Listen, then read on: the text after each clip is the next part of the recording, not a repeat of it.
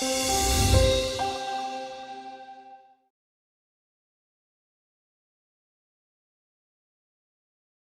morning, everyone.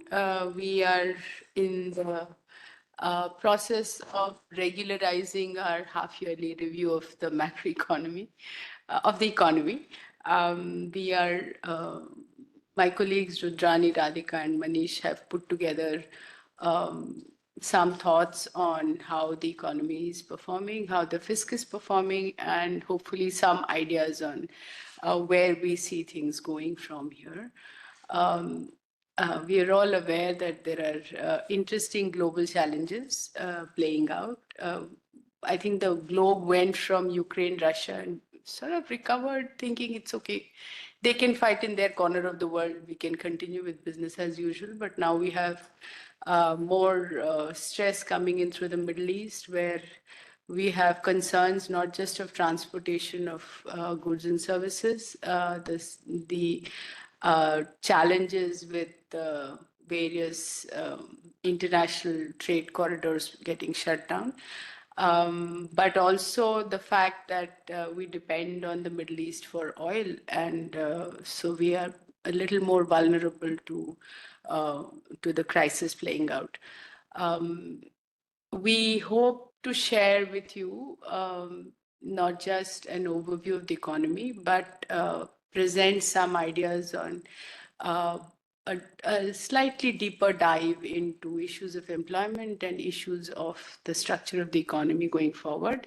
The first session is being anchored by Dr. Sudipta Mandal, who has helped us sort of structure and formalize this process of putting together a review. So he'll take us through this process, part presentation, part conversation, and then we'll have a few sessions, three in fact, two of them looking at issues of labor reporting as well as concerns, and one looking at sectoral trends in manufacturing and construction.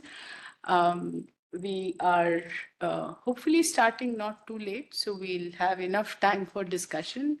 I invite Dr. Mandan to take it forward. Thank you, Kavita. Let me join the director in welcoming all of you to this year-end macroeconomic review. And we also look forward to what is likely to happen in the course of the year, forecasts for growth, inflation, etc. She already mentioned the important global background. So we are going to start with that. Radhika is going to walk us through that. Then we'll look at growth and inflation issues, which Rudrani will present to us. And Radhika will then come back to talk about the external sector. Then after that, we will move on to looking at monetary policy and financial sector issues is also going to be handled by her. And then the baton will be handed over to Manish, who will take us through fiscal policy details, not just of the central government, but of the states, which actually account for about 2/3 of total expenditure country, and a very important part of the macro situation, which is often forgotten when people just keep focusing on the central government. So let's get started. Radhika, will you walk us through the global situation? So on the global front, we begin with the global growth projections for the current year and also for the next year. So various international agencies have put forth their projections, and more or less they present the same picture that global growth is stable it is growing, but it is growing at a very slow pace. So as per the IMF's World Economic Outlook, it came up with the projections in this month. Global growth is projected at 3.2% overall, but there are wide disparities within countries. So advanced economies are expected to grow, but again at a very slow pace, 1.7 and 1.8% in 2024 and 2025. But again, within this, there are a lot of the heterogeneities. United States is expected to grow at 2.7% in 2024.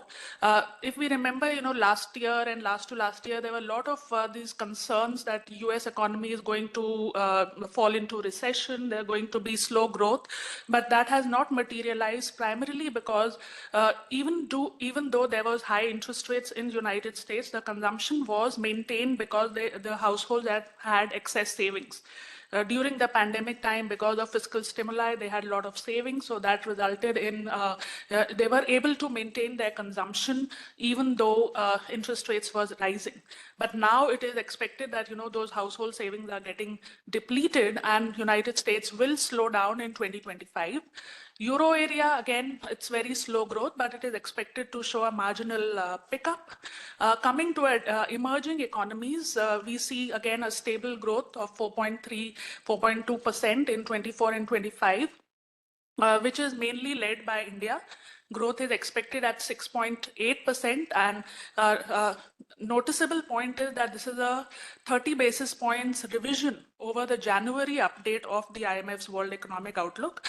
China is expected to slow down from 5.2% last year to 4.6%, mainly due to the protracted property crisis, the slowdown due to the property market and deflation. So while other countries are facing inflation, in China, the inflation is very limited. It's hardly 0.5 to 1% in the recent months. So if we look at, so that was the growth story. If we look at the overall global inflation, so we see here the inflation in some of the main economies like United States, Euro area, and UK. We see that inflation has eased from the peaks that we saw in 2022 due to the Russia-Ukraine war. There was an increase in inflation rising to 9% in some countries. That has come down, but again, the problem area is that it's still elevated and remains above the inflation target.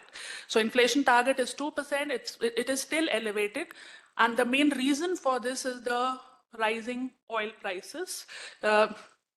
The oil prices that were declining have again inched up, and they are now in the range of $90 to $95 dollars per barrel, mainly due to the fresh eruption of conflicts, Israel-Iran conflict. And we know that Iran is a major producer within the OPEC countries. So if there are disruptions, that will lead to supply side problems and therefore an upward pressure on oil prices, and that would lead to inflation remaining elevated, which would delay the interest rate cut cycle. Thank you, sir. Thanks very much, Radhika. Within 2 slides, you managed to summarize the rather challenging global economic situation.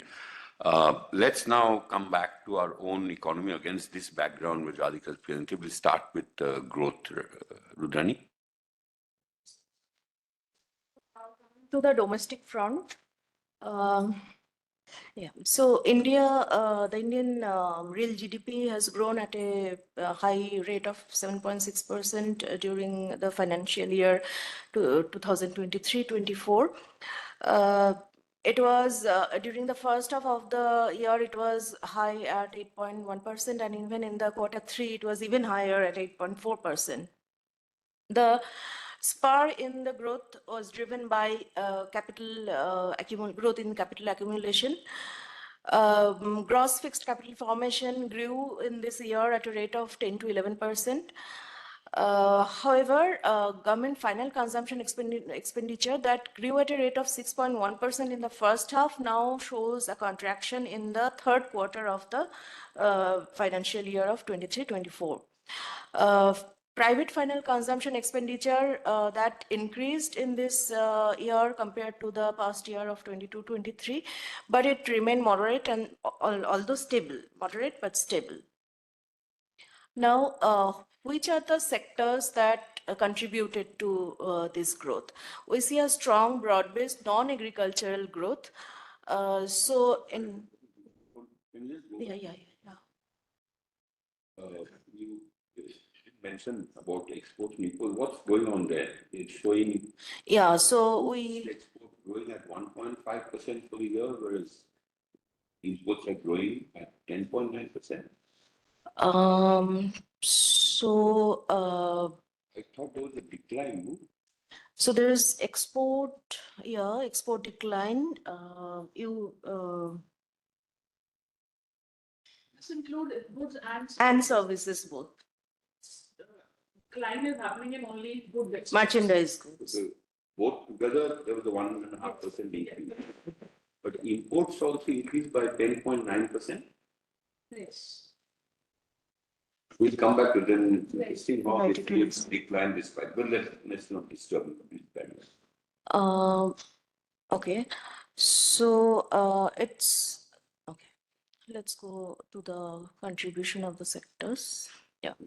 So we see a broad-based non-agricultural growth. Industry and services grew at a rate of, it varied from a range of 8% to 10%. And the services sector, mainly driven by the growth in financial and professional services, the public administration. However, the tourism and transport growth that moderated, but that was mainly due to the fading base effect. We'll see in more details into how these services subsectors has behaved during this period of time. Contrary to the non-agricultural sector, agriculture actually performed poorly during this period in this year compared to the previous year. So the one main reason was there has been uneven rainfall, and that caused a decline of paddy production by 3.7% under the Kharif crop, because there has been cycles of cyclones and drought together. And also there's a hype in agricultural activities during the second half of the previous year as a response to rising wheat prices due to the Black Sea disruption of supplies of wheat, which increased the prices, wheat prices in the global, and then which led to an increase in the domestic market.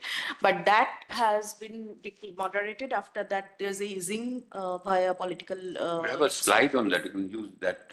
We'll come back to this later. Okay. Your next slide actually Yeah. is on agriculture. Yeah. So. Yeah. Yeah.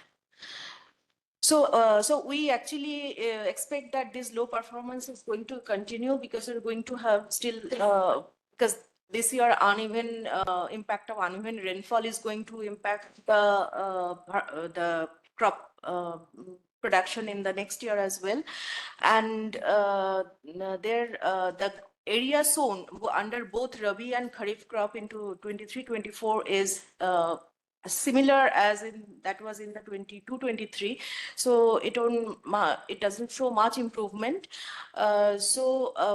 Agricultural performance is going to be remaining muted in the next financial year as well.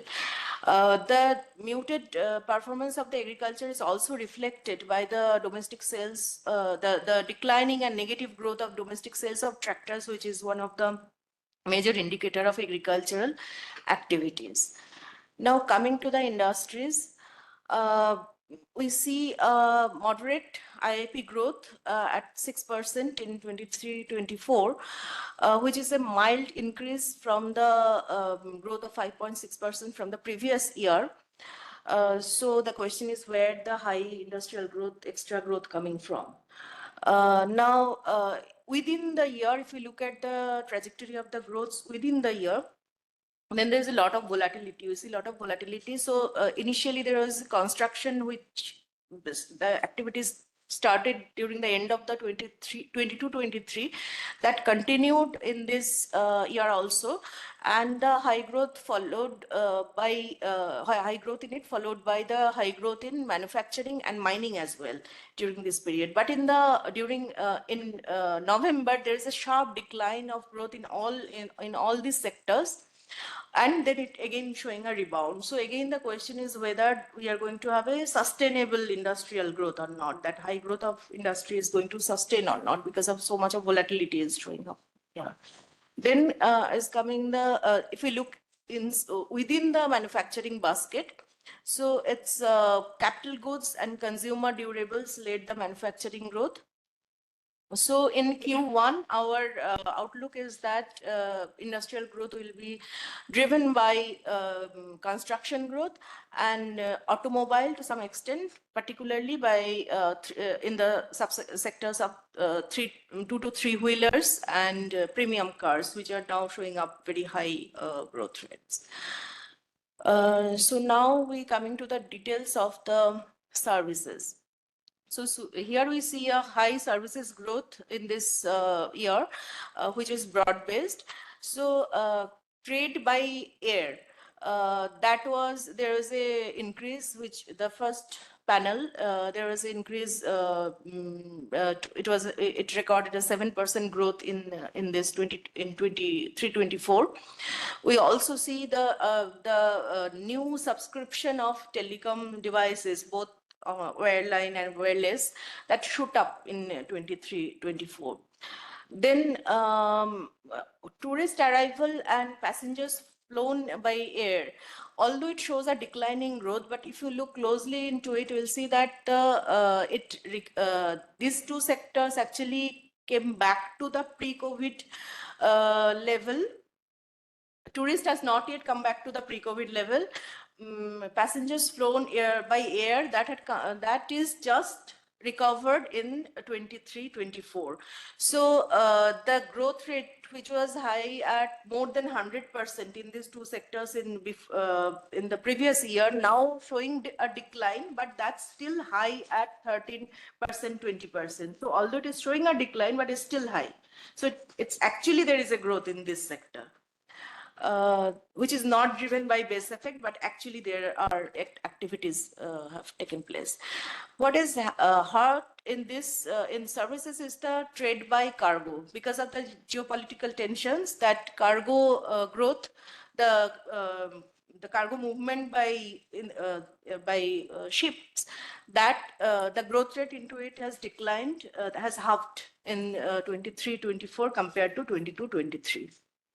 So that's how the services scenario looks like. Okay, sorry. Yeah. Go on.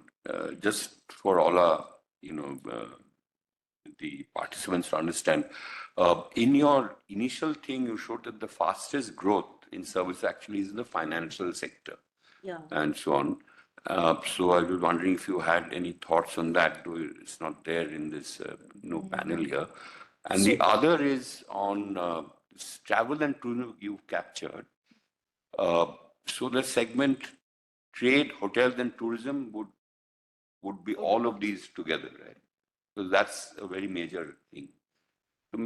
If you have any thoughts on the financial services. So it's about it actually quite depends on the indicators that we choose as a representative of the financial sector performance. So if we take the stock performances, it shows a shoot up rise in the net turnover during this year, although there is it moderated after that. Then there were a few of indicators could be like transactions volume via credit and debit cards, which actually shows quite volatile. So that's why I have not put it here, because it is not very. If I use different indicators, it's giving me a mixed picture. So I'm a bit confused which will be the proper representative of the financial sector performance. You have to go, no? So you have a question, please ask, because he's not going to be here later.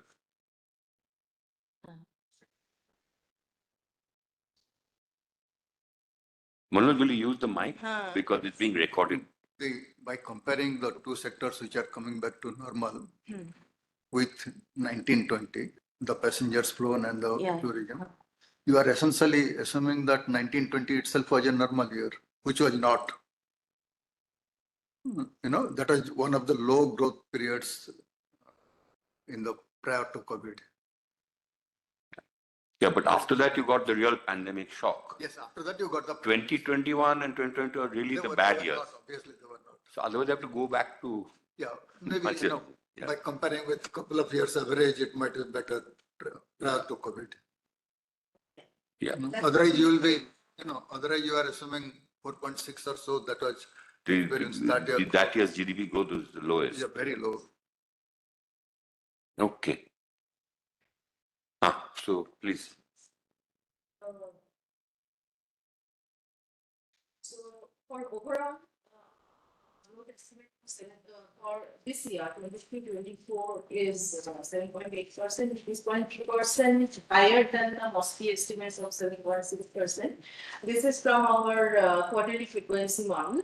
The projection for 24-25 is 7.1. And the quarterly projections for 25, if we compare the first row and third rows, that's projection by RBI, which are our quarterly estimates are at the comparable range with RBI. So I think one explanation we should offer here. Actually, we use two separate models for growth forecasting. One uses a different database, the high frequency data, and then Rudani extracts an annual forecast from that. But there are also annual figures from which also she uses forecasts.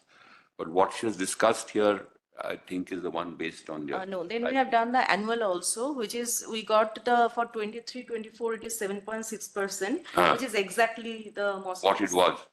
What Mosco's, actually, estimate is. And for 24-25, our projection is bit higher than the quarterly model, which is 7.4%. Okay. Yeah. And in the graph, we have given only the quarterly one because the numbers were cluttering. So that's why I didn't want to put it over there. I think you should add it because it's a very important thing. Very few people, organize use two different models to forecast, and you get a sense of the range. So I think you should not drop it. So I put it in the table so that the graph looks more clear. Yeah. Okay. So again, the high growth in 23, 24 and 24-25 are attributable to the capital accumulation growth, mainly in the public sector. However, the downward risk is that the compression in the consumption expenditure that we have observed during Q3 of 2024. So here it ends. Also, if I recall correctly, the private consumption expenditure, which is the largest component, that is not remaining very subdued, and that is the major area of concern. Yeah. Okay. Next week.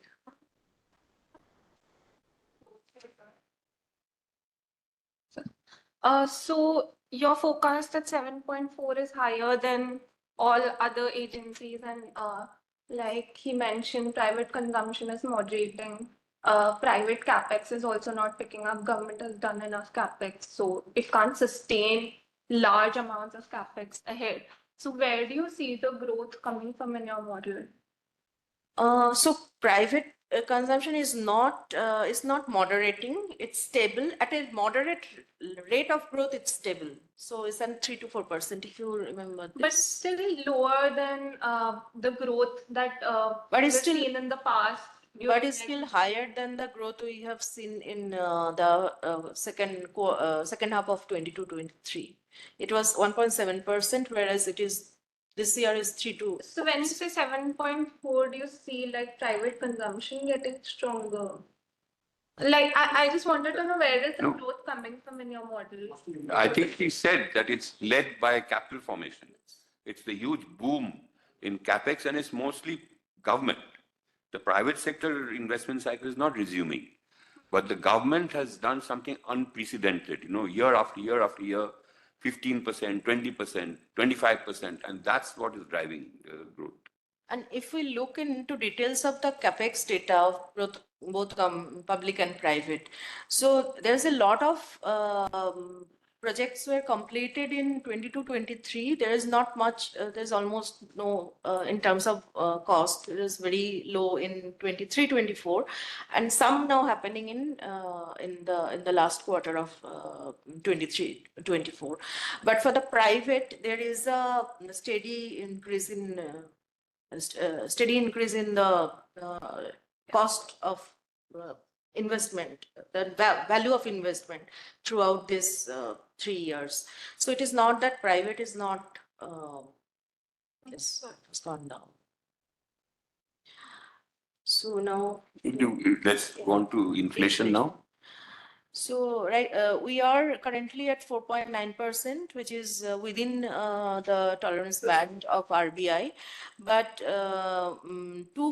during 2 months in 23-24, it crossed the upper limit of 6% due to surge in vegetable prices and vegetables, cereals, pulses, and milk and products inflation.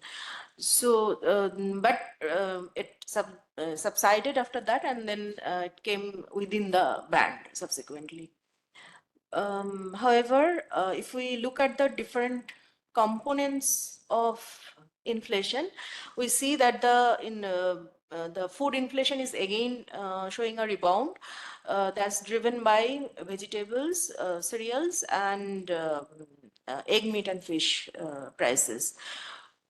Energy prices are still on the declining path.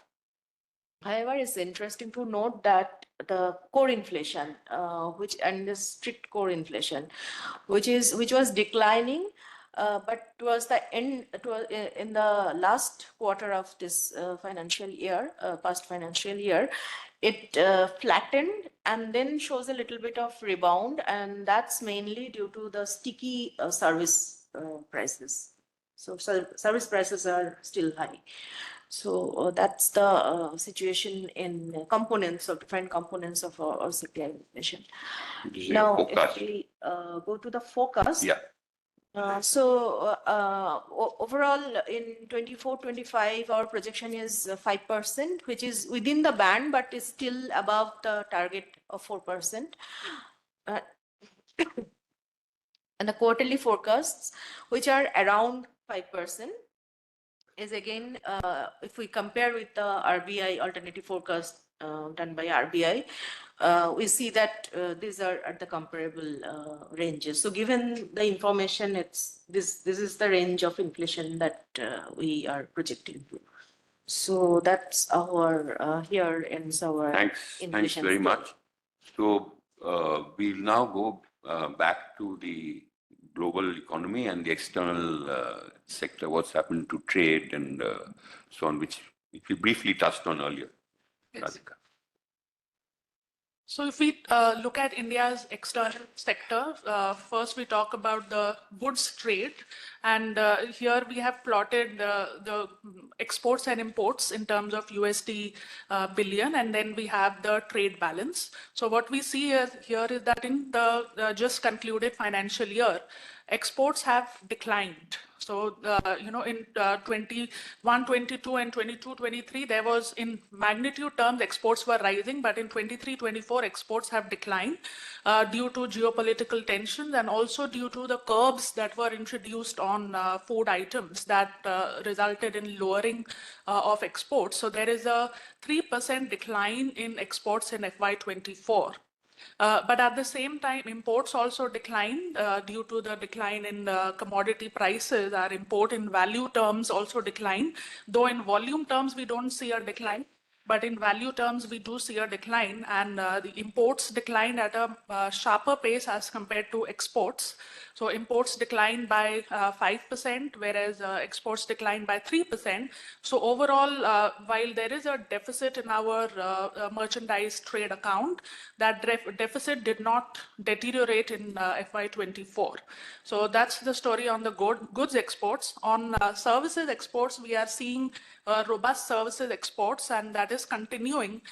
What is also important is that within services, the composition of services exports is changing. Earlier it was driven by IT services, but now it is driven by other services. There's a very small component in our balance of payments called other services, and that is driving services exports. There is a global capability centers that are the branches of offshore businesses set up here, and they provide services.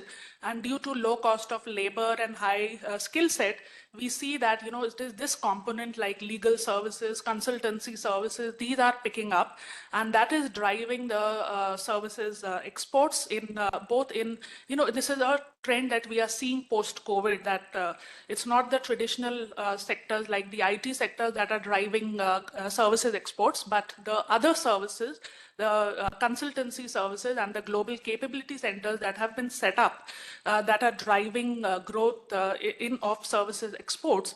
And therefore, overall, we see that services trade balance is in surplus. And if we combine these two, we have the picture on current account deficit. So we have this graph of quarterly current account deficit as a percent. Sorry to stop you. I just wanted to relate this to what earlier Rudrani was showing, which I was puzzled. Her numbers were showing that, imports increased by over 10%, whereas exports increased by just over 1%.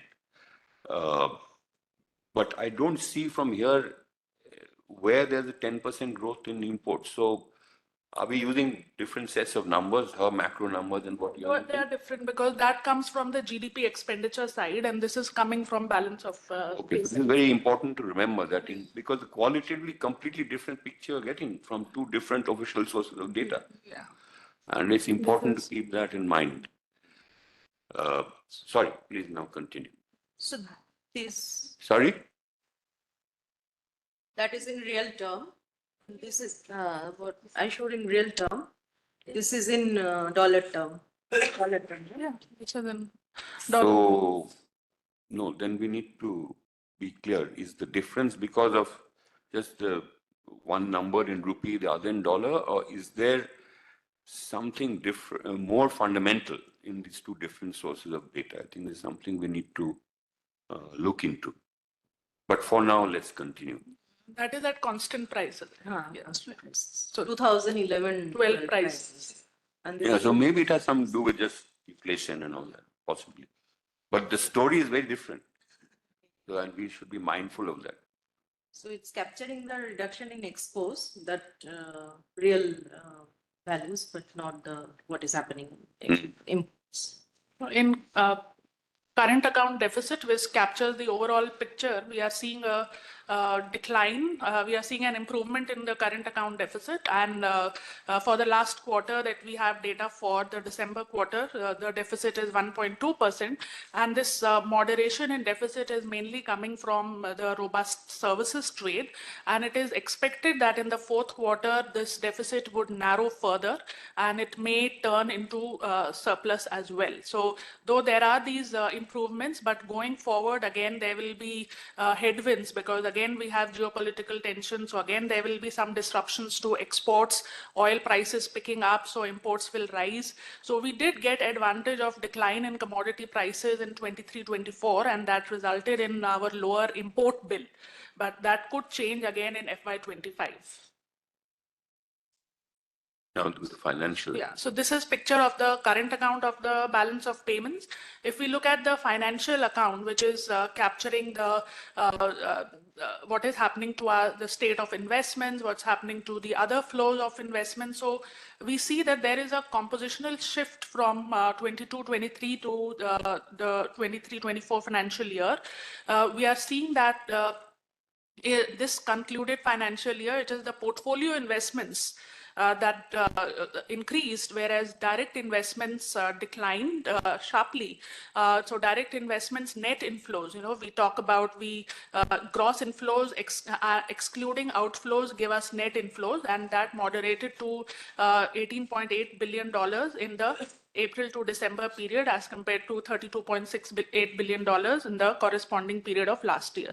So the drivers have changed on the financial account front. The direct investments have declined, portfolio investments have increased, and this is also corroborated if we look at the stock market data, where in the just concluded financial year, portfolio flows were net buyers in 9 out of the 12 months. Normally, that is not seen. We see a lot of volatility, but in the just concluded financial year, we saw portfolio flows being quite positive. And the noteworthy point is that portfolio flows were rising in the debt segment. So in each of the 12 months of FY24, portfolio flows, the foreign portfolio investors were net buyers in the debt segment. So in the equity, there was some volatility driven by the US dollar index and inflation adjusted returns. But overall, portfolio flows were the main drivers. But going forward with the kind of some partnerships that India has set up. It's signed this European Free Trade Association Trade and Economic Partnership Agreement with the EFTA.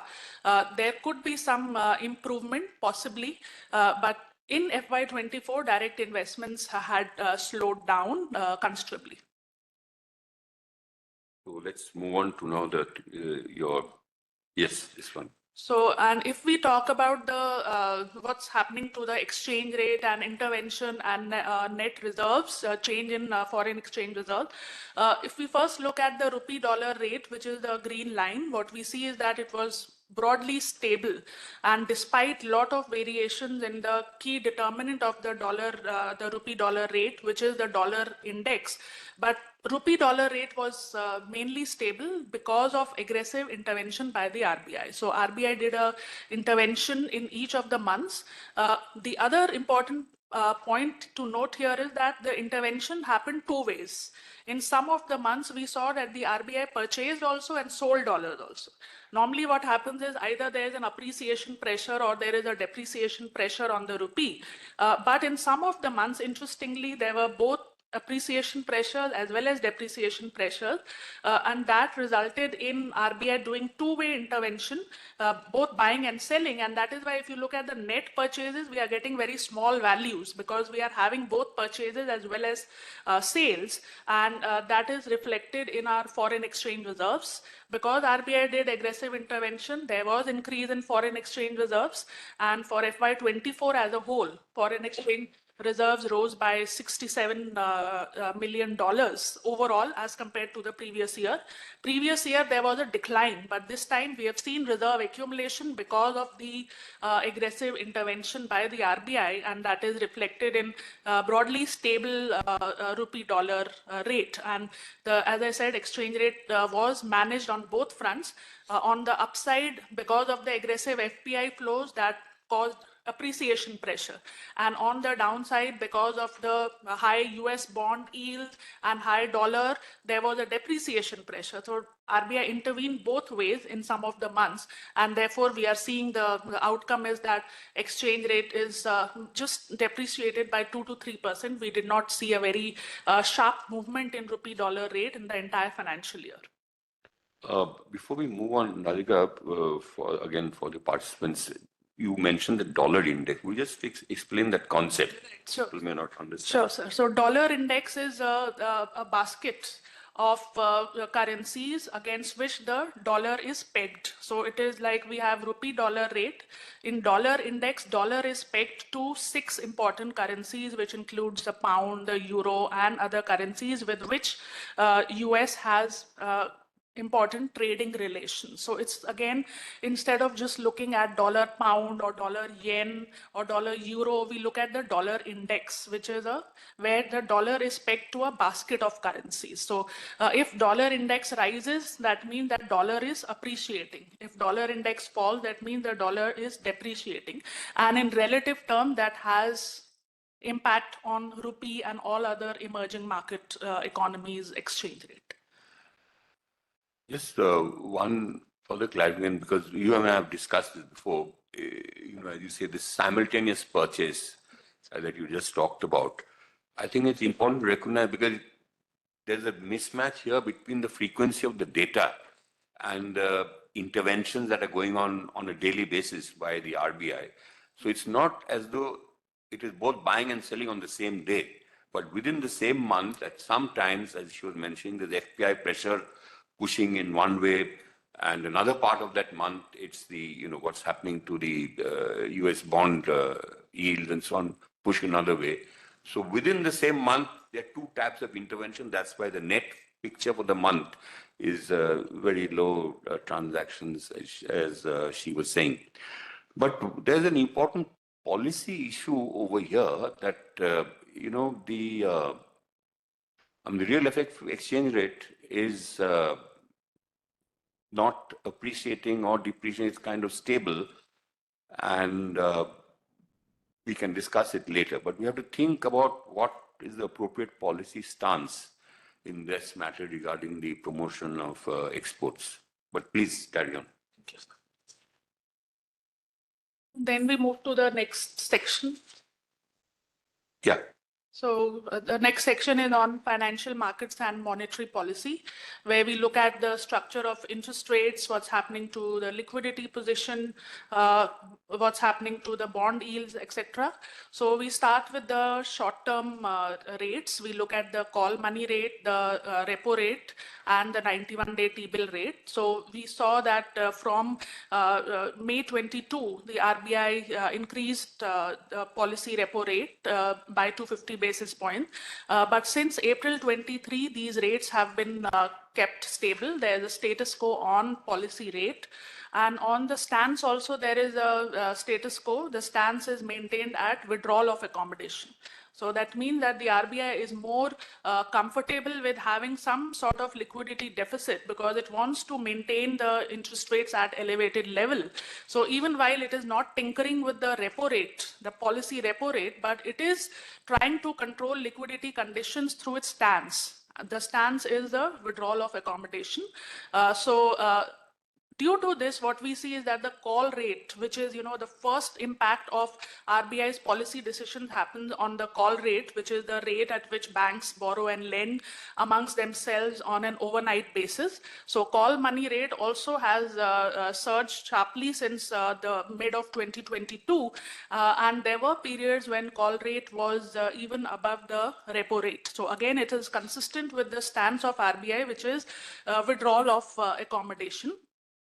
So that is the one key takeaway. The other is that during the end of financial year, typically there are these large withdrawals from the banking system to make the tax payment, GST payments and so on, and that had a big impact on liquidity. So liquidity deficit widened sharply in March, and the liquidity deficit was around 1.3 lakh crore, and RBI intervened through what is called the variable repo rate auctions, where RBI infuses liquidity by giving loans to banks through the pledging of government bonds. So RBI has been doing this both reverse repo auctions and repo auctions to modulate liquidity, but overall the stance has been the tightening of liquidity. So it's comfortable with having a call money rate which is slightly elevated, so that it can control liquidity without tinkering with policy rates.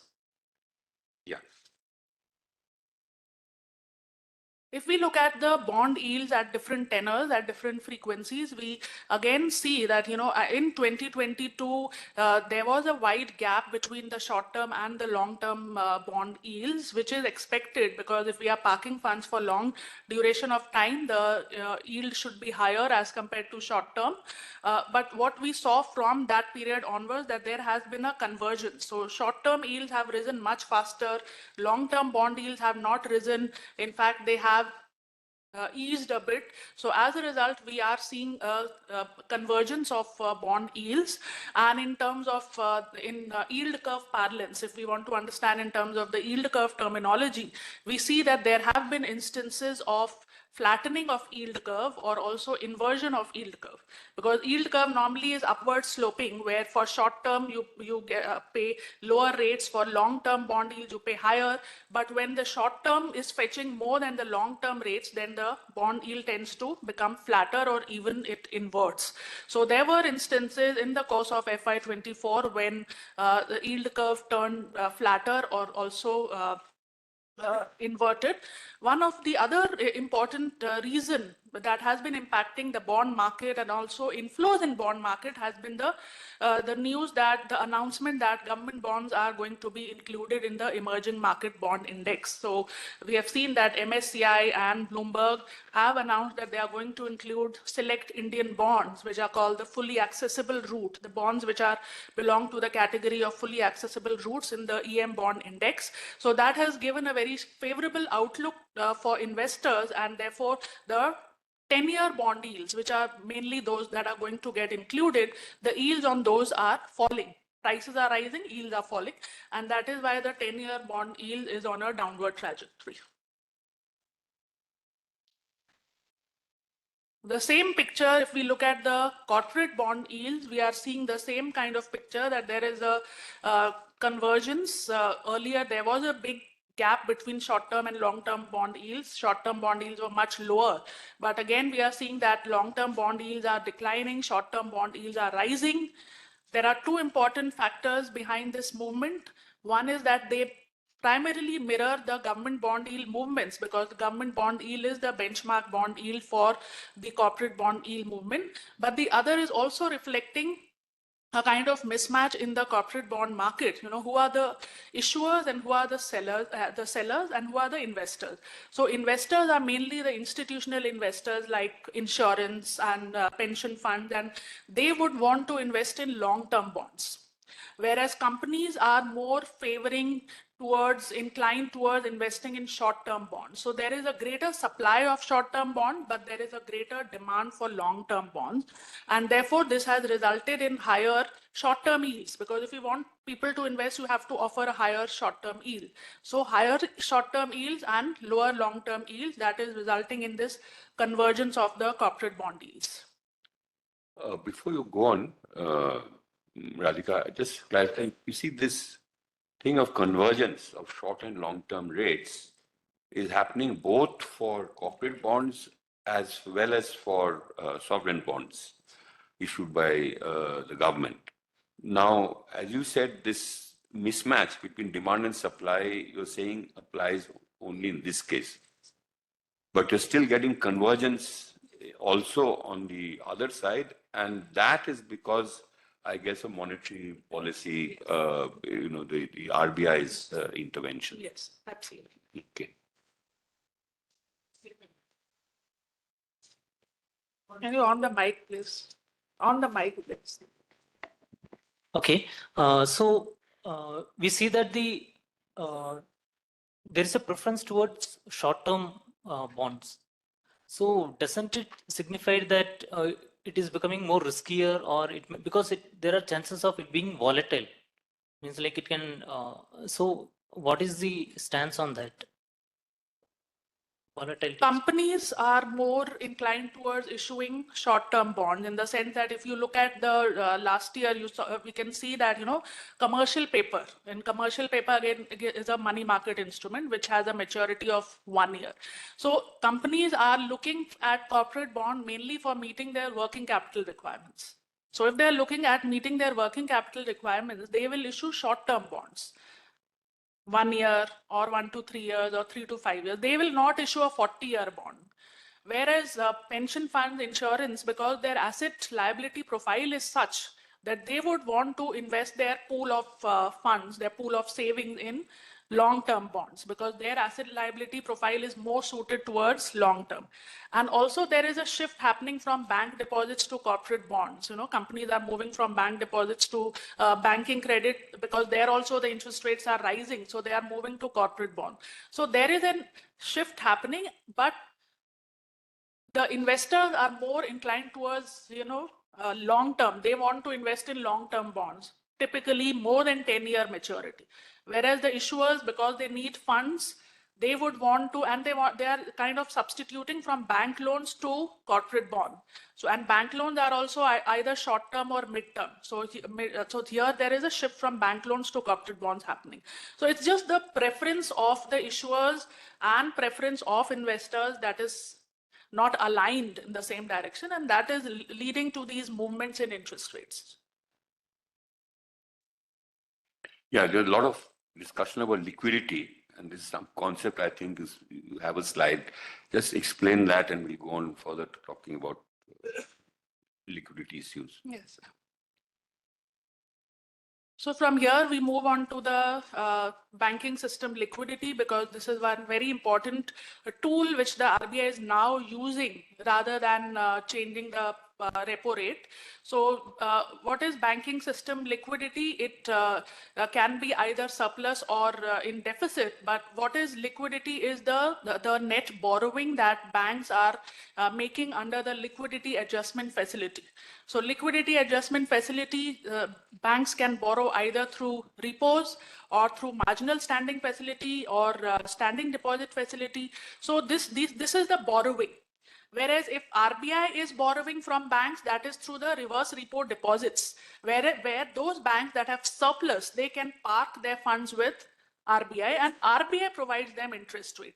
So the net of these two, either that is banks lending and RBI borrowing, that the differences between that will determine the liquidity. In other words, if banks are borrowing more, it signifies that there is a liquidity deficit because, because of high credit rate and deposit not rising at the same pace. So banks are scrambling for funds. So they need funds, so they will borrow more from RBI. They do not have surplus funds so much to park. So if majority of banks are those that are borrowing more from RBI rather than parking funds with RBI, there will be concept of liquidity deficit. Whereas if of the entire banking system, majority are those that are flush with funds and they want to maintain some deposits with RBI because RBI pays them a reverse repo rate, then that implies that liquidity is in surplus. So depending on whether liquidity is in deficit or surplus, RBI's policy response will change according to that. So if the liquidity is in deficit, that means banks are scrambling for funds. They need funds because we see that credit growth is rising at 16%, deposit growth is just 13 to 14%. So there is a gap which either they can they can go to other markets or they can borrow from RBI. So if they are borrowing from RBI, that implies that there is a liquidity deficit, and to address that, RBI conducts what is called the variable repo rate auction. So it infuses liquidity in the market. If the banking system is surplus, it wants to absorb liquidity, then RBI will conduct what is called variable rate reverse repo auction. So RBI conducts both these auctions depending on what is the liquidity position, whether it is in deficit, whether it is in surplus, whether it is comfortable with having a certain amount of liquidity deficit, or if the liquidity deficit has risen much more, then it will conduct reverse repo auctions, variable reverse repo auctions. So with this conceptual background, if we look at the liquidity position now, in terms of how we show this on, how we represent this, notation-wise, if we see the bars are above zero, that means that there is liquidity deficit, and therefore RBI has infused liquidity. So RBI has infused liquidity, implying that there is deficit. So those are the positive bars where we see those are the months where liquidity was in deficit. Whereas the bars which are below zero, negative, that means there's liquidity is in surplus and RBI has withdrawn liquidity.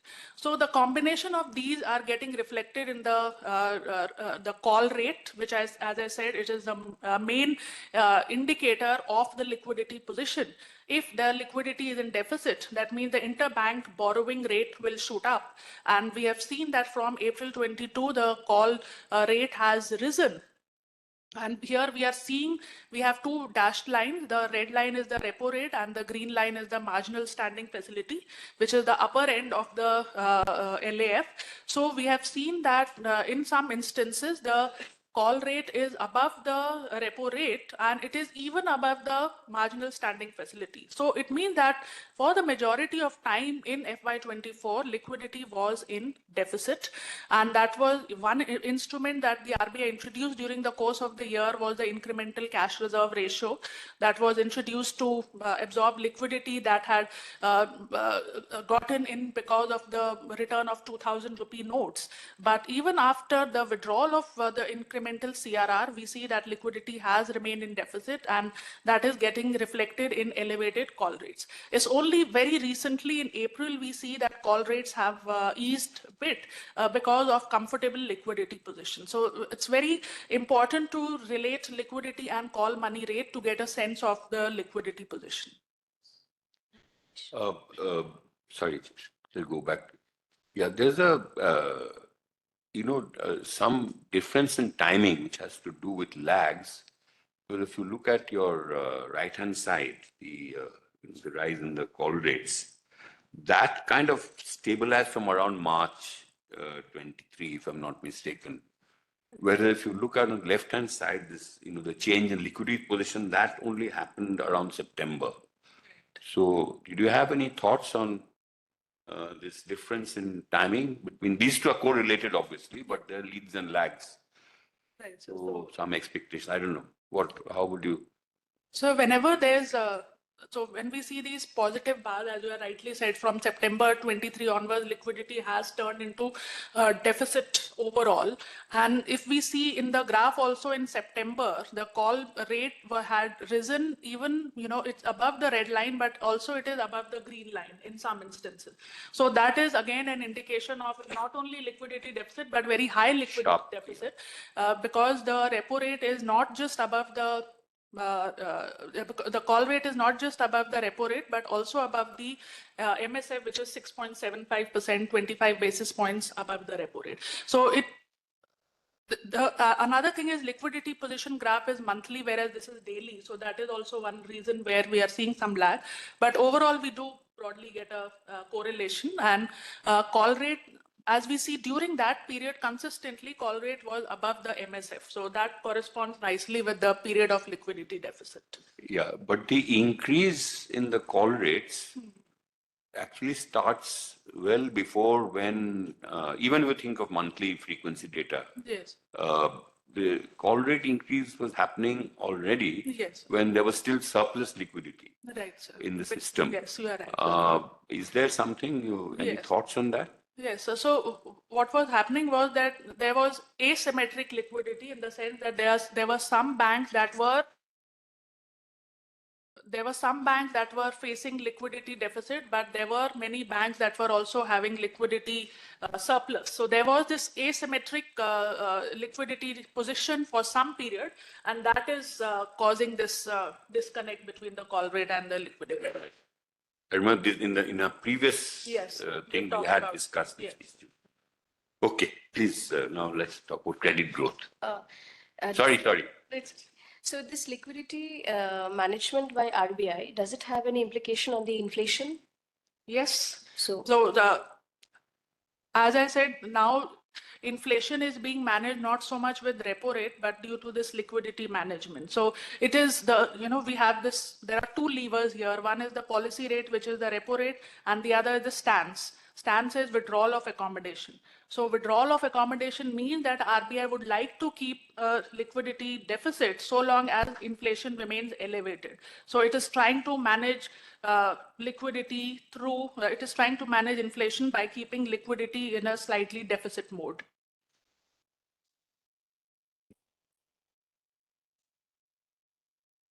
Now coming to the bank credit growth, another important factor within the financial system. So what we are looking at is the various components as well as the overall bank credit growth, non-food credit.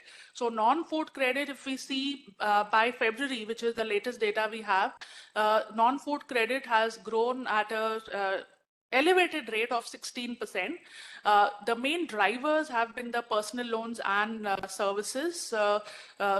though we see now that there is a bottoming out in industry also, we saw that there was a decline and in April 2023. And since then, there has been some traction that we are seeing in the industrial bank credit as well. So that's a positive news, bodes well for the private investment story in coming months. But the main drivers have been personal loans and services, and within personal loans, one of the main component has been real estate loans, because real estate loan it has now become half, almost half of personal loans is accounted for by real estate loans. Again, a very interesting compositional shift that is happening in the bank loans story. Also, we should remember that, what's the outlook here? In November, RBI imposed a lot of curbs on unsecured lending because there was this concern that, a part of this story that we are seeing is also driven by unsecured borrowing, mainly credit cards, because personal loans is also being driven by increase in credit card exposure, which is an unsecured loan. So to some tempering of unsecured loans, RBI increased the risk weights on unsecured loan. So going forward, we could see some moderation in personal loans due to increase in the weights, that the risk weights that the RBI has implemented. But till now, we don't see that happening. Going forward, that is one factor that could moderate personal loans in the coming months. Now, coming to the asset quality of public sector banks, private sector, and overall, and also NBFCs, what we see is that there has been, the NPAs peaked in 2018. There was this asset quality review that was conducted in 2015, where banks were supposed to transparently recognize their non-performing assets. So since then, we have seen that there was an increase, and since then, there has been an improvement in the asset quality position of the banking sector. And that is primarily driven by public sector. The pace of decline is more sharper for public sector banks as compared to private sector banks. And interestingly, this is resulting in a convergence. The gap that we used to see between public sector and private sector NPAs, that has narrowed substantially in the recent months. And as of September 2023, we have seen that the overall GNPA ratio, that is gross non-performing assets expressed in terms of advances, they have fallen to 3.25% in September 2023, the latest data that we have. Public sector GNPA ratio has fallen from 14.64 in 2018 to 4.4, and similarly private has also declined, but the main sharp pace of decline is in public sector bank, mainly due to the better RBI regulation and compliance. And even during the COVID time, we did not see a shooting up of the NPAs, because whatever the regulatory forbearance was given, that was more focused on some particular accounts only. So it did not result in evergreening of loans and did not result in sharp deterioration in the asset quality. Also, if we look at NBFCs, though NBFCs NPAs were rising, that was a cause of concern, particularly after a spate of NBFC failures that we saw during 2018 onward. But since then, we have seen that NBFCs NPAs overall have also moderated from 6.8% during COVID time to now 4.6% in September 2023. And the main reason for this is that there is a growing tendency towards harmonization of NBFCs and banking norms. Now also we have the prompt corrective action framework, which used to be applicable only for banks. It's also applicable for NBFCs, the scale-based regulation. So a lot of regulations are there for NBFCs, and that has resulted in a decline in the NPAs of NBFCs. This really marks the success of regulation by the RBI. Thanks, it was a very detailed and heavy presentation. I'm sure our sportsmen still absorbing, but we haven't finished. We still have the whole fiscal story to come. So, Manish, all yours. So let's look at Manish. So let's look at the what's happening at the central revenue side. So you find all central tax revenues buoyant except excise and customs duties. gross tax revenue of the central government grew by 13.5% year on year till February 23-24. And when you compare it with the nominal GDP growth for that year, it was 9%. So the revenues were quite buoyant. Income tax grew at 26%, corporation tax 17%, and central GST growth was 14%. So, and going ahead, the interim budget for 24-25 set the GTR or gross tax revenue growth target at a modest 11.5%. Now, the buoyancy in the direct taxes, that is the corporation and the income tax, was attributed to improved compliance and widening of the tax base. And on the indirect tax, you find that the monthly central GST collections have been 1.45 trillion plus since September 2022, and it was due to high economic activity, high but moderating inflation, improved digitization, and stronger enforcement. Excise duty, you see, fell, but it was due to cut in duties on petrol, diesel, and other items, while customs collections were muted or weak due to modest import growth. Now, coming to the non-tax revenue, we find that its growth is volatile but very high in 23-24, 45%. And this sharp increase was. Nish, can you do something that rate thing? The numbers are being given by that. Okay. Fine. Okay.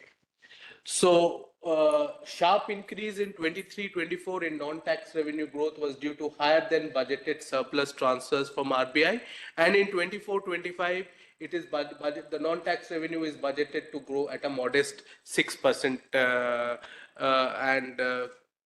Now let's look at, so central tax revenues were buoyant except excise and custom duties.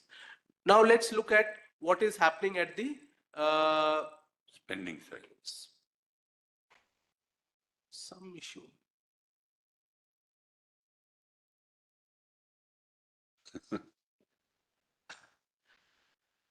Yeah, you can put anywhere except there because that's where the numbers get done. Yeah. Okay. Now Now, the numbers have shifted. Now let's look at what is happening on the capital expenditure. The left-hand side graph shows expenditure growth year on year between April, February. If you look at the expenditure, the total expenditure, which is the right-hand set of bars, the growth slowing down since 2021-22, mainly due to revenue expenditure compression. So you see on the left-hand side, extreme left set of bars represent revenue expenditure, whereas extreme right is the total expenditure. So it's basically compression of in the revenue expenditure that is driving the or where that results or that has resulted in slowing of total expenditure growth. And if you look at the subsidies, major subsidies, you find that there is a strong compression of major subsidies, food, fertilizer, and petroleum. They fell by about 21% in 23-24. In contrast to this, capital expenditure increased by 36% in 23-24, April-Feb.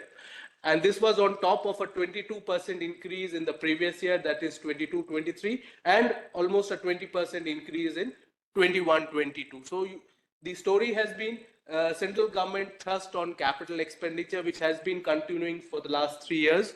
The interim budget, or in the interim budget, the capex growth is projected to is budgeted to increase by 17% compared to a 3% growth in revenue expenditure, and major subsidies are budgeted to further decline by 7.8%. So they have been declining over the years, and in the current budget also they are budgeted to decline further. Now coming to the deficit target, fiscal deficit target of 5.9, which was met in 23-24. The fiscal deficit was in fact 5.8. The target was 5.9. And this was due to buoyant revenues and moderation in revenue expenditure growth. So they contributed to FD target being met. Till February 24, the latest month for which we have this information, the FD amounted to 84% of the what was budgeted in 23-24. The 24-25 fiscal deficit target is set at 5.1%, which is in line with the government's goal of reducing FD to less than 4.5% in by 25-26. Looks somewhat ambitious, but achievable if revenue buoyancy and expenditure growth moderation is sustained. So the central government's big picture is revenues are buoyant, and on the expenditure side, moderation in revenue expenditure and continued thrust on capital expenditure. Now let's look at what is happening at the states. So here we consider data for 26 states, and the left-hand graph shows the growth in total revenue receipts of the states. Total revenue receipts is own revenue, which is own tax plus own non-tax, and central transfers, which is devolution plus grant. So this gives you the total revenue receipts picture of the state government. See, 69% of the total revenues comes from own revenues, that is tax and non-tax revenues, and the share of central transfers is only 31% in 23-24. And if you look at all state, the total revenue receipts grew by 7% on average, and that was driven by increases in own revenues. But if you look at the own tax within the own revenue composition, which is shown, so on the right hand side we show the own tax revenue, which is the major source of own revenue receipts. Own tax revenues of all states grew at an even higher rate of 11% during April-Feb 23-24. So, however, in Assam we find that own tax revenue declined by 3% and by 9%, and the own tax revenue growth was moderate in 9 states, that is less than 10%. So Kerala, Gujarat, Telangana, Tamil Nadu, West Bengal, Andhra Pradesh, Maharashtra, Tripura and Rajasthan. These are the states where the growth in own tax revenue during 23-24 was less than 10%. And if you look at the 24-25 budgets of states, of 26 states, a large number of these budgets are vote on account or interim budget. We find that the OTR is budgeted to grow by 14% in 24-25. And if we assume, which Rudrani had said that if we assume a nominal growth of 12%, so which Rudrani has pointed out, the growth projection is 7% plus 5% inflation, 12%, it implies a buoyancy of greater than 1. So, so that is the, now let's move to the other component of total revenue receipts, that is the transfers. So here we find that growth in transfers is very negligible. The central transfers grew at a negligible rate, only 0.7%, less than 1% growth. And in fact, the central transfers as a whole declined in 9 states.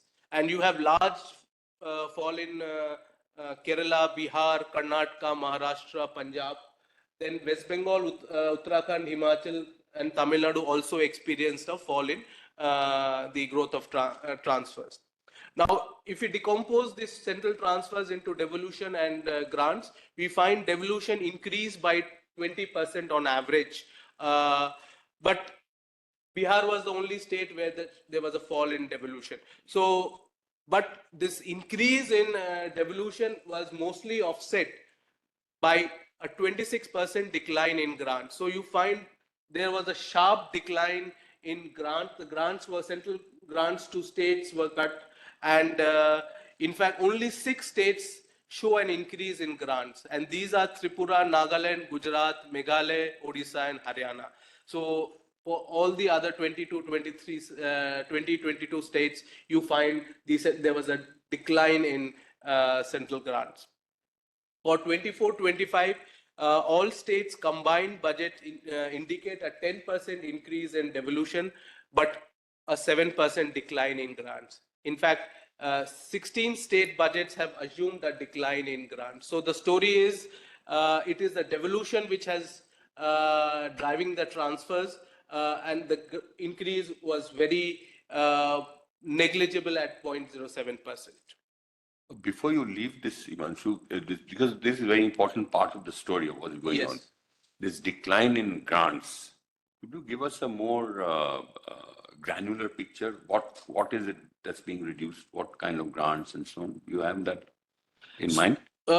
One could be, there was, if you look at the revenue deficit grants of the Finance Commission. So the first year, which was 21-22, there was a huge revenue deficit grants being given to the states, and more than 1 lakh crore, I think so. I don't know the exact number, but following year you find a sharp decline in that. And then also for many of the centrally sponsored schemes, I presume there have been a decline in the expenditure vis-a-vis what was allocated to the states. So that shows a decline in grants. Also, following the COVID years, because the central revenues or the states' revenues were not that buoyant, central government stepped in by providing more grants to the states, which I think were gradually withdrawn, because with revenues picking up, you find that across all the states, the growth in devolution has been around 20-22%. So that there has been a consistent increase in devolution, and that was offset naturally by a reduction in grants, because the central kitty is limited and or fixed. So an increase in devolution was followed by the reduction in grants. That's what I understand could be the reason for reduction in grants. The major driver, from what I understand, is really the decline in revenue deficit grants. It's Yes, a very major part. very major part of it actually. And also, since this is data till April, from April to Jan, maybe, and a lot of releases happened in the last 2 months, or especially the month of March. So probably when we get these numbers, you will find that the grants have actually not declined that much. So traditionally, that is what has happened is last quarter, the spending increases because more and more money is released especially in the months of February and March. So once we capture that, once that data becomes available, I don't expect grants to fall to that extent. So that is another thing which I wanted to highlight. But grants under centrally sponsored schemes is change in that is not a major part. Not a major part of it. Fine.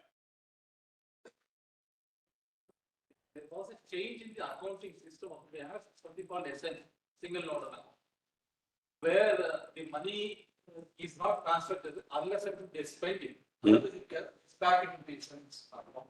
So if you look at the states where there is a positive state, where the SNA account was implemented quickly, and in the transaction phase, what happened is states did not utilize those funds and send them in transfer.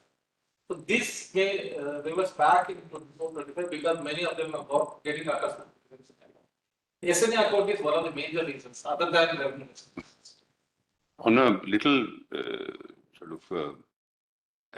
addition to what he just said, I think, if I'm not mistaken, please correct me, that the cost on not spending, there's some interest that they pay probably, and that is lower than the interest rate on ways and means allowance that they get from RBI. The states have had an interest in not spending all the money, eventually giving it back, but meanwhile it's cheap. That's my understanding, but please correct me. They used to transfer unutilized funds into some other account for PNL. Right. Now they can't do that with SNA system. They can't do that. And they have to bear a cost. No, No, they can't do it because money will not be there unless they spend it. It won't. They're not transfer. Oh, okay. It won't be happening earlier, and they'll stop. Okay. So it won't be released till you Right, spend. right. So that, okay. So that is also an important part of the story, I think. But I would also say that the data is till January. So that we of course recognize. once we have the Picture full year will data, change. the picture will change. That is for sure. Okay. Like you said, central government is moderating the revenue expenditure, and moderating mean by majorly cutting down the subsidies. Like you said, major subsidies budgeted to further decline by 7.8%. So there are two type of subsidies that we like, merit subsidies and non-merit subsidies. So could you just throw some light, like which subsidies? This is just food, fertilizer, and petroleum. These three are the major subsidies that has been classified in the budget. So I have considered those only, not did a more detailed classification of that. It's a Okay. So now let's look at the expenditure side of the states. And here also we find states capex growth in 23-24 robust, and this was due to strong central support. In 23-24 there has been a modest growth in total and revenue expenditure, but a strong growth in capex. So the black line indicates the growth in total expenditure, the green is revenue expenditure, and the orange is the capital expenditure. You see that there's been a substantial growth in capital expenditure across states. And given that most of the expenditure are revenue expenditure, around 85.7% of the total expenditure is revenue expenditure. So the total expenditure line shows a similar trend as the revenue expenditure. You find that states average capital expenditure growth very high at 36%. However, few states, 4 states in fact, show a decline. Nagaland, Karnataka, Punjab, and Himachal Pradesh. And for the last few years, the state's capex has been boosted by 50-year interest-free loans from the central government, and in 23-24 it was around 1.3 trillion, and out of which 95,000 crore or 73% of what was budgeted was released till February 24. And in the interim budget for 24-25, the central support for states capex is continued, and the quantum is again maintained at 1.3 trillion. However, when we look at the budgets of all states, we find that states capex is budgeted to increase by a modest 7%. And in fact, 9 states have budgeted a reduction in capex. So that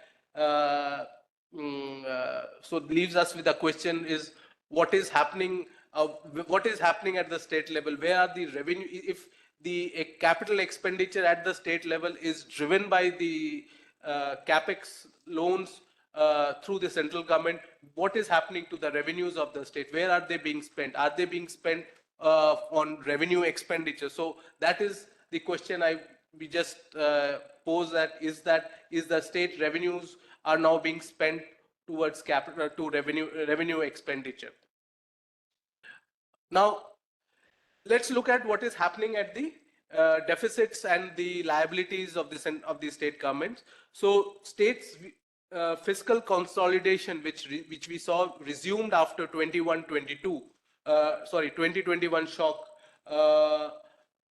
but our latest budget numbers indicate a reversal. In fact, if you see the fiscal deficit, which is the orange line on the left graph, and the black line shows the 15th FC recommended FD path, you find that post 22-23, when it was 2.8%, the fiscal deficit was 2.8%, and it was much below the 3.5% which was recommended for that year by the 15th Finance Commission. We saw from 23-24 revised estimates numbers show that the fiscal deficit have breached that FC target of 3%, and going ahead in 24-25 BE, they have budgeted for a 4.1% fiscal deficit, and this is a cause of serious concern. This is that states fiscal consolidation, we're seeing a reversal, and this is the fiscal deficit. But if you look at the revenue, if you look at the outstanding liabilities, which is on the right hand side, so we find that post-COVID, sharp fall in states' outstanding liabilities to 28% of GSDP in 22-23, and liabilities in 24-25 is projected to be at 28.1%, but well below the 15th FC recommended level of 32.8. So, but so we see on the deficit side, there is a reversal of trend of fiscal consolidation at the state level, but on the liability side, you see that they are still much below the FC recommended path. In fact, that could be contributing to some complacency because that's a stock figure. That's a stock figure, and this stock figure is very comfortable. Very comfortable. Maybe so, when it comes to annual deficits, they are being complacent. Complacent, actually. Is it possible that the interest-free loans the government of India is giving, Yeah, topping up on the 3% that they're allowed to borrow, actually results in a higher deficit because for the states? yes, so that's a very that's factor. quite possible. Yes, I'm sure. And while But what is also is if central government is giving money for capital expenditure, so states may not be spending that much also from their own funds and focusing more on revenue expenditure. basically, I was saying that in a sense, given up on tough fiscal deficit reduction, using this big loan coming at zero cost from the center, and because they feel the liability position is very comfortable. Very comfortable, and these are in interest free, so it doesn't figure in the total interest payments also. So not focused on the fact that the huge price actually they're paying for this is not in these numbers. It's in the fact that they continue to be, in a sense, bonded labor of the central government. Because if they don't take loans from the center at any cost, they can decide on their fiscal policies, on their borrowing and so on. They don't have to get central government approval. But because of this 50-year, zero interest loan, they are still have, the money lending dependence will continue. Continue, actually, yes. So if we look at the overall picture of the general government, center and states, so combined fiscal deficit of center and states is budgeted at 9.1% for 24-25%. But if you look at the black line, which shows the 15th FC targets for that year, it is around 7.3% of GDP. Combined revenue deficit of center plus states is around 2.2% of GDP. Central fiscal consolidation is largely driven by buoyant own tax revenue. Central government's fiscal consolidation on track for achieving less than 44.5% FD in 25-26. Since 23-24, states combined fiscal consolidation path diverging from 15th FC recommendations. States in aggregate need to make a stronger effort towards fiscal consolidation. So that is the overall picture of the fisc of the combined government, general government center plus states. Thanks very much. So that brings to an end the very detailed and very heavy presentations by our three experts, and you all probably have lots of things to ask, but while you're still reflecting on what has been said, and before we get into the discussion, I'll just, to help you, just quickly recall what are the main points that have been made in these different segments. First, on growth, inflation, external sector, which Rudani and Radhika handled. So growth of over 77%, and that's all being driven by really public expense, capital investment. Agricultural growth has been subdued due to both demand and supply side constraints. On the non-agricultural side, it has been broad-based both in industry and services. And going forward, our projection is about 7%, which is not very different from other forecasts.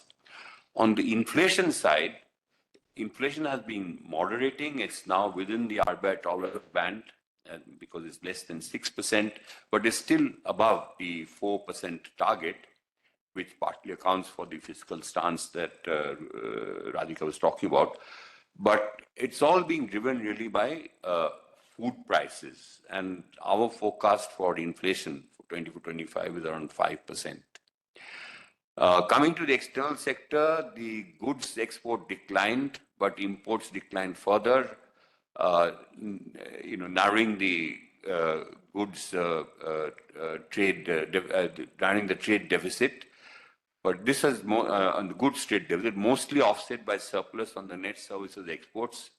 And as a result, the current account deficit has come down to less than 2%. Now, this is all really in nominal terms, and that was the difference we discussed earlier between the picture we were getting from the demand side, GDP figures, and what Radhika was presenting on the trade, exports and imports. On the external finances side, the flows, first of all, have moderated, but more importantly, the quality has also deteriorated because what was coming as desirable foreign flows, namely FDI, has declined and been replaced by what we call hot money, this very, very volatile foreign portfolio investments. That leads me into the fiscal and monetary policy, the monetary policy and financial market issues.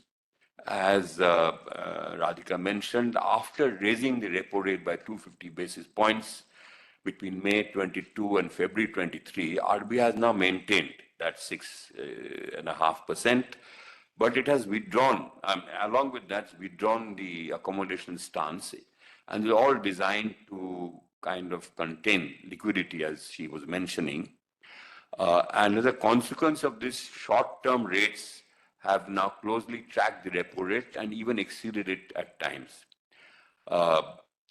Coming to the corporate bond side, short maturity issues have dominated corporate bond issues, as was discussed earlier, whereas the demand really is for long-dated corporate bonds, and there's that maturity mismatch. That, together with what's happening on the public sector side, RBI and so on, together have led to this convergence of yields of short-term and long-dated securities, and sometimes even an inversion of the yield curve, as Radhika was saying. Moving on to to credit, the non-food credit growth has been very buoyant, over 16%, but it has mostly flowed to personal loans and services, which of course includes in that non-bank financial services. And there's a whole story there which I won't go into just now. The non-performing assets ratio, as was discussed, has been declining and now very fortunately getting a convergence of the declining NPAs of both public and private sector banks. And that has been going on since 2018. But after that, some of those scams and so on the NBFC side has also brought RBI's focus on trying to tighten down regulation on NBFCs. And since 2020, their NPAs also have been coming down, and this marks a great success, I think, of RBI's regulatory efforts. Now, coming finally to the fiscal side, central's tax revenue has been very buoyant, well over the GDP growth rate. So you're looking at a buoyancy of something like 1.5. Most of these taxes have been growing, certainly direct taxes, but also the CGST. The central GST now is a major share of tax revenues. Excise collections have declined because of the cut in duties, as was mentioned. And also custom duty collections have been muted because of muted imports. Non-tax revenue growth grew at a massive 45%, but this is a one-time thing because of huge RBI surplus transfers. And quite realistically, in the budget projections for 24-25, the non-tax revenue growth now is assumed to be only 6%, and the other tax collections are also more or less in line with what has been going on. So that's quite realistic. On the expenditure side, as we have been emphasizing, massive capital expenditure growth, but revenue is being compressed in order to keep down the overall fiscal deficit. Coming to the states, state government revenues, like the centers, have also been buoyant. Own tax revenues have been growing at about 11% and now accounts for nearly 70% of total revenues of the state governments taken together.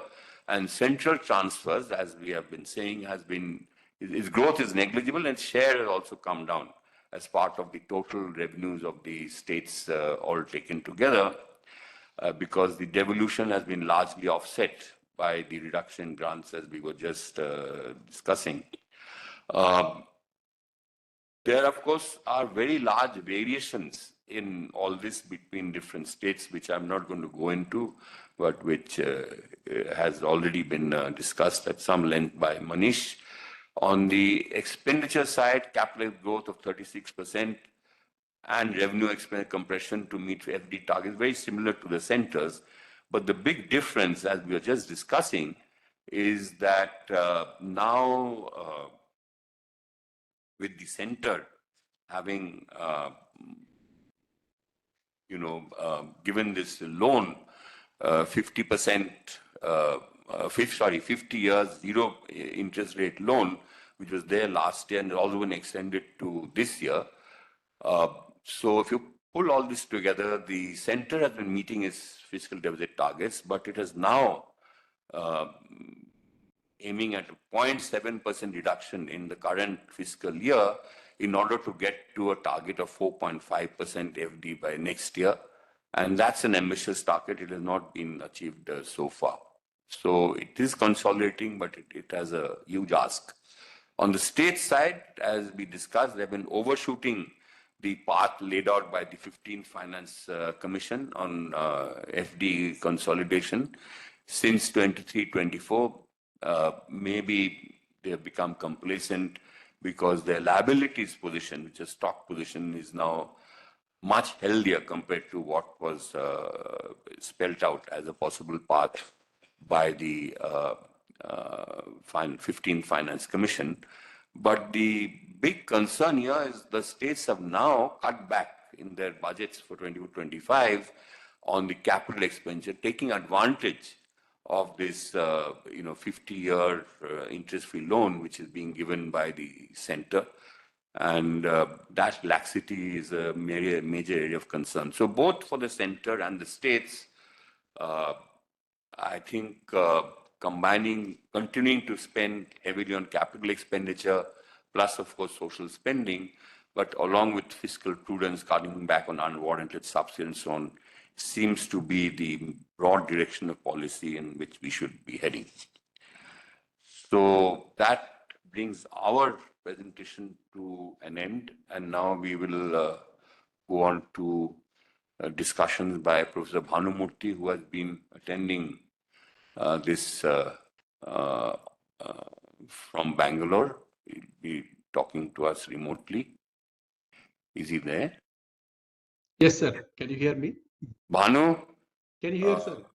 Welcome to you from all of us, and we are looking forward to listening to your comments. Thank you, sir. First of all, can you hear me? Yes, we can hear you clearly. Yeah. Thank you.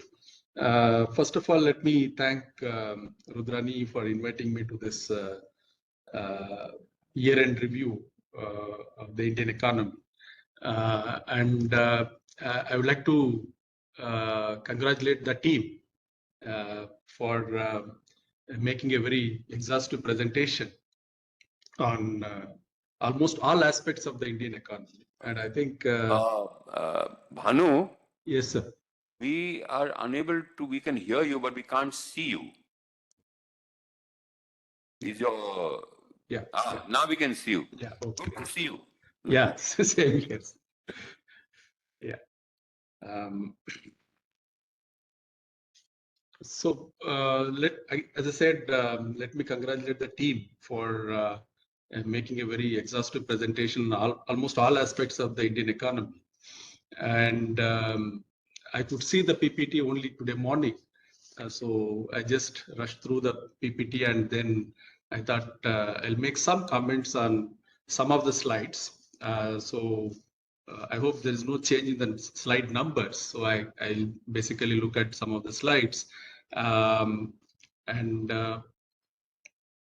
First of all, I think the broad picture, as Dr. Mandal put at the end, looks like we are in a much better position than what we were in the couple of years back, particularly when you look at most of the parameters, macro parameters, whether you look at GDP, you look at inflation, or we look at fiscal deficit numbers.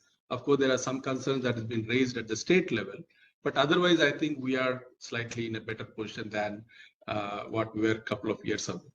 If you look at slide 3, I think that is on the global growth, what Radhika has presented. There are two things that really comes up in the slide. One, I think the United States and China, they are expected to slow down for the next couple of years. And on the other hand, as I think she already pointed out, there are a couple of countries where we expected that it's going to be getting into the recession, that is United Kingdom, as well as Germany, or to some extent France. I think they seems to escape the recession. I think that is the story that is coming from the global economy. But one thing that is missed in the last, in the whole presentation is the recent development that happened in the market, where there is so much of negative sentiments have been built up.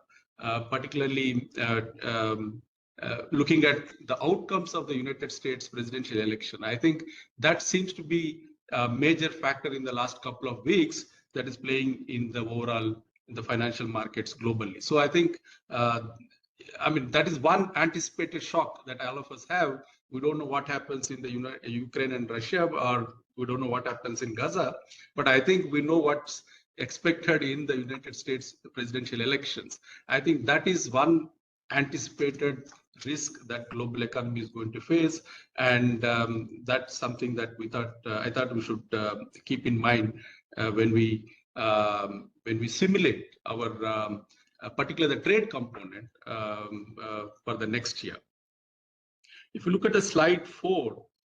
One thing that which again, I think Radhika missed out, I think maybe, if you look at the United States CPI, the last 1 month story is that the turnaround in the CPI inflation in the United States. I think that is something which actually disturbed the financial markets in the couple of weeks. And we have seen how the bullion market responded to that increase in the inflation. And also we have seen how short-term rates also reacted in the United States, because the increase in the CPI inflation actually postpones the possibility of reduction in the United States interest rates. I think that is a big news that coming from the CPI inflation in the United States. When it comes to slide number 6, I think Dr. Mandal pointed out why this exports and imports are having slightly different numbers. And I think if you look at exports of goods particularly, there are two factors which actually played a major role in the slow growth or negative growth in the exports of goods. I think it was not coming from the presentations again. It was last year, there was the government of India has introduced a lot of export bans, okay? And they also introduced export taxes for the first time on the export of petroleum products. So I think that actually seems to have led to negative growth in the exports of goods in the last year. But I think most importantly, the 7.6% growth that we are getting for 23-24, we need to highlight that it is on the back of what we have seen,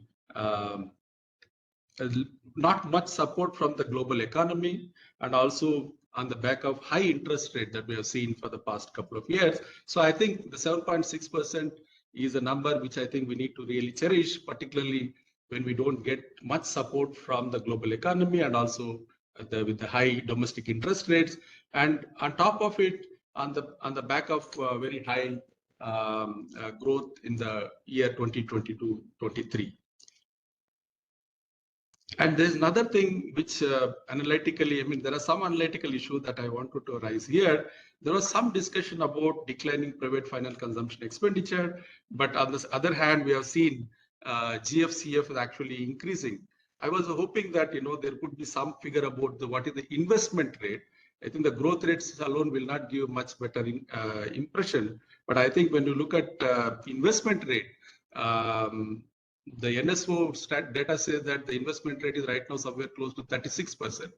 I think that is something which we may want to discuss. But the more interesting part in this table is the declining private final consumption expenditure and the increasing GFCF. So there seems to be some kind of a substitution happening between C and I. I think that is something that, again, for public policy purpose, we need to discuss a little more on why there is so much of substitution between C and I happening in that particular table. In table number 7, I thought we could have put GVA growth instead of GDP growth because we are talking about value addition. The other point is that the agriculture growth of 0.7%. I think nobody has predicted that agriculture growth would be 0.7%. This is a real pleasant surprise that we had in the last year. So that again, one I thought I would bring it to the discussion. In slide 8, Rudrani, I thought you could have brought some more leading indicators when you talk about agriculture sector. I know you have been using a lot of indicators in your leading indicator model. Maybe in addition to the tractor sales, there could be many other indicators that would have brought so that we could get better picture about what leads to agriculture sector growth in the short term to medium term. In slide 9, I think that the point 3 that we say that capital goods and consumer durable goods leading to manufacturing growth. I thought the capital goods is actually not leading. It is very low growth. It is only the consumer durable goods that is actually leading to manufacturing sector growth, because if you see the graph, the capital goods growth is very close to 0%. So maybe that was some error there.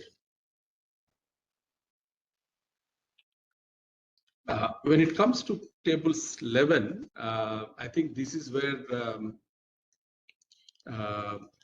there's a little bit of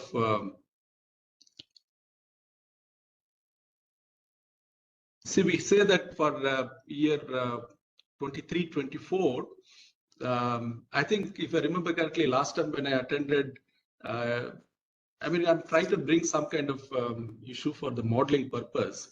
If you remember, if you made this first cutoff forecast for 23-24, it was about 5.2%.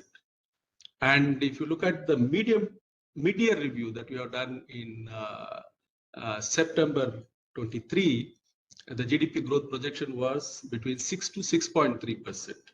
Now the actual is 7.6%. So you are somewhere close to it right now. So I think my suggestion is that you may want to look at that whole model, particularly when you are trying to forecast for the whole year.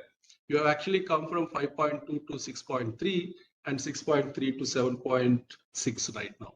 So I think that the whole process actually gives you much more information about how you can strengthen or improve your whole predictive power of your the forecasting model that you have.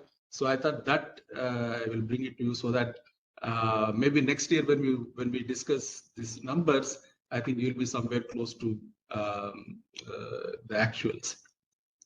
And in fact, I thought I'll discuss that particular issue a little later.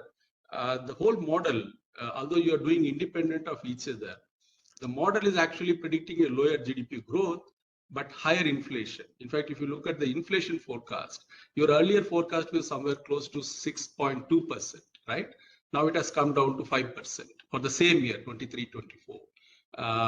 So fortunately, I kept that data with me. So I was just trying to compare how your model is predicting your both GDP and inflation. So I think there is a some kind of a trade-off seems to be happening between growth forecast as well as inflation forecast.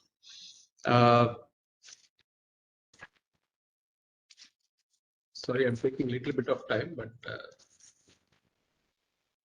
when it comes to slide 15, this is what about the inflation numbers. Again, RBI forecast, I just wanted to understand if you plot this RBI numbers for 24-25 and your number, I think Q2, I think you will see, or Q3, you will see that 3.8% again is 4.9% that you are predicting. So there are some deviation between your numbers as well as RBI numbers, but I think overall, if you look at the direction, seems to be more or less same between the RBI forecast and your forecast. I think I already spoken about exports decline. Then when it comes to the monetary policy, I think Radhika has made a good points, but I thought there are a couple of issues which again analytically that we may want to look at. You have made a presentation saying that there's a convergence in the yield rates, but if you look at the literature, I mean, as the way we understand, when the yield curve becomes flat, that is a sign of some kind of uncertainty going forward.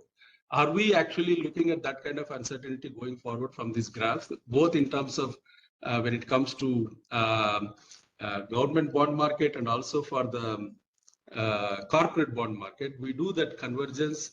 I thought co-integration was good, but I think convergence is going to be leading to some kind of uncertainty in the medium term to long term. So when you have this graph showing that there is a convergence, are we really looking at some kind of uncertainty going forward is something I'm really looking forward to understand a little more.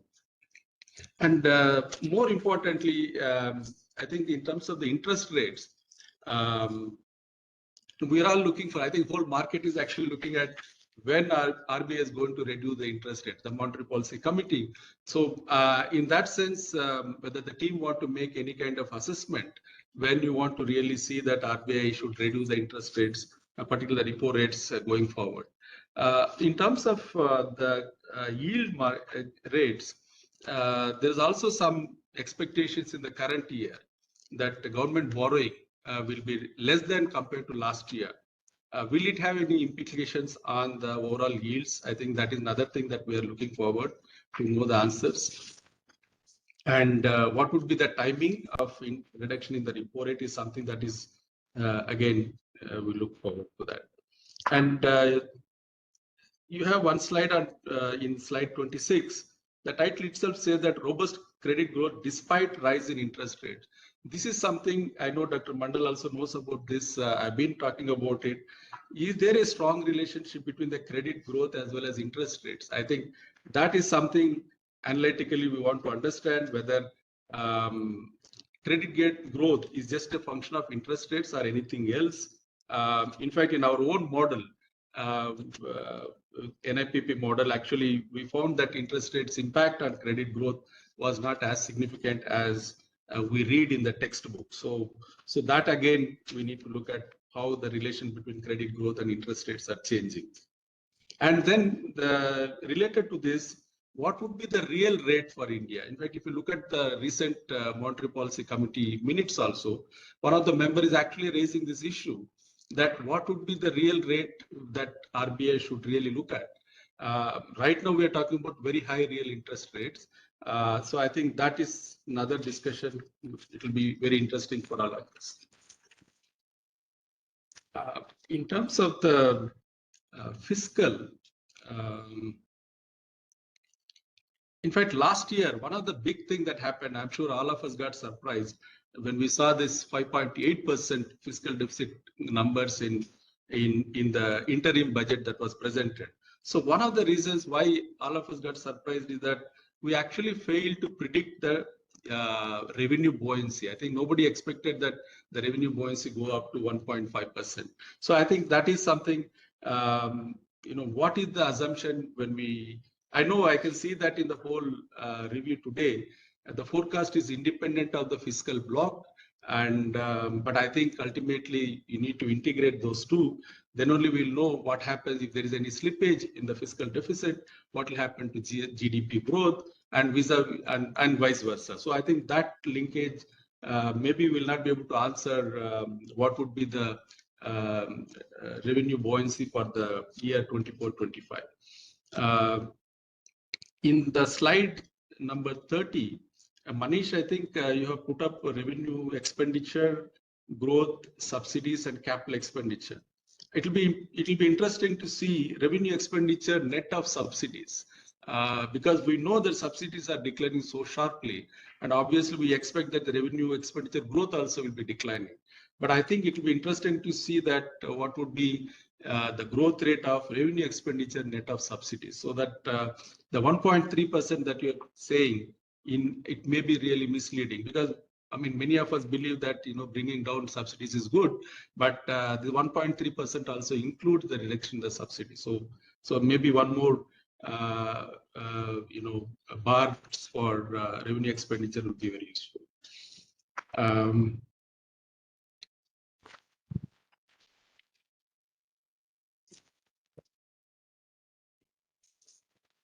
Yeah, I think I'm coming to the end of it. I think we also discussed about fiscal deficit as in its relation to the debt at the state level. Now, I'm really surprised to see these numbers right now. How this Finance Commission has actually predicted 33% debt GDP ratio or the liability GDP ratio for the states, when they're actually even they never touched that 33% even during the COVID period. Are we looking at a slightly different numbers? Because we all know that there are so many anecdotal evidences. The states are actually looking at our budget borrowings in a big way. I can tell you from my own state of Andhra Pradesh, where there's so much of our budget borrowing happening. Maybe it is not actually showing up in the public debt to GDP ratio right now. So it will take 2-3 years for the auditors to tell you what is the other liabilities that the states are running. Maybe I think there are some numbers that are missing in that particular graph. And the last year, the big story, I think Dr. Mandal knows very well about it. The last year, the big story is about declining savings, and not only the declining savings, but also change in the composition of the savings. I think the whole discussion, it's actually missing in the whole review. There was so much discussion happened in the middle of last year that savings actually declined, particularly household savings actually declined in a very big way. And I think that also needs some more focus whenever the report is actually coming out. CAD, current account deficit, the markets are actually cheering that, not only market, there are a lot of analysts are cheering that, CAD would be less than 1%. Again, some of the studies that we have done for Niti Aayog, lower current account deficit actually creates some kind of a risk, growth risk going forward. In fact, we actually said that it should be somewhere close to 2%. Then only you will be, you can 2% current account deficit is actually consistent with 8 to 9% GDP growth. So if you're talking about less than 1% current account deficit, is it again have some kind of growth risk is something that empirically that we need to really look at. I think one last point, I think there was some discussion about the capital flows. Is that the only foreign portfolio investment? I think it's also foreign institutional investment. I think both have actually increased. So that clarification I thought I would like to have. And the other clarification I would like to have is that, there was huge jump in the foreign exchange reserves last year, almost $45 to $50 billion. So what happens to that foreign exchange reserves? Was it have any implications on the money supply or the interest rates and inflation? Is that something we are not really, I have not seen much write-up about it. I myself want to understand what happened to that forex, what is the implications of that forex on money supply inflation.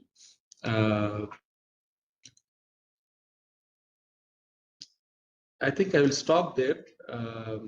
And again, let me tell you that there are many slides which I have learned a lot. And thank you so much for that great presentation. Thank you. Thanks very much, Bhanu. That was a very detailed and insightful, some very useful comments, I thought. Before we open up the discussion for participants on the floor and those who are also attending remotely, maybe we'll give a round to the presenters to respond to some of Bhanu's points. Let's follow the same order. Rudran, you start, and then Radhika, and then we'll go to Manish. So, sir, about your comments on the forecast models, that how the forecast numbers have changed even within for the same year that you have talking about.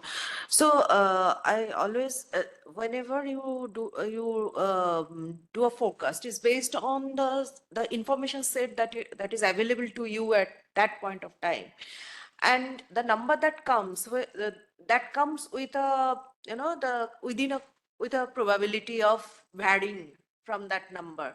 So when you read a forecast, it should not be just that point forecast that you should be giving importance, but it's about the say for 68% probability or with 90% or 95% probability where it might vary.